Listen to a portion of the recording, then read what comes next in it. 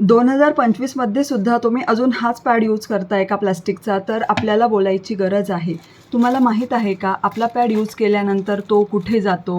शाळेत असताना 10 वर्षापूर्वी वापरलेला जो पॅड असेल तो अजूनसुद्धा त्याच सिच्युएशनमध्ये, त्याच कंडिशनमध्ये कुठेतरी पडून असेल किंवा एखाद्या सफाई कर्मचाऱ्याच्या हाती तो गेलाही असेल.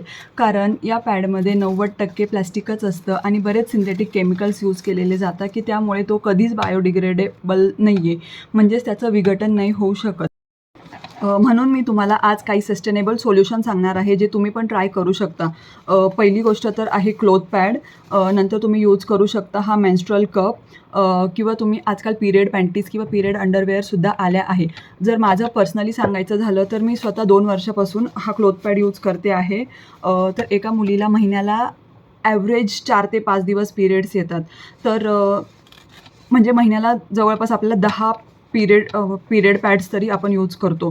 तर एका महिन्याचे 10 तर 2 वर्षाचे तुम्हीच कॅल्क्युलेट करा की जवळपास 200 पॅड्समुळे झालेला कचरा माझ्या एकटीमुळे वाचला असेल.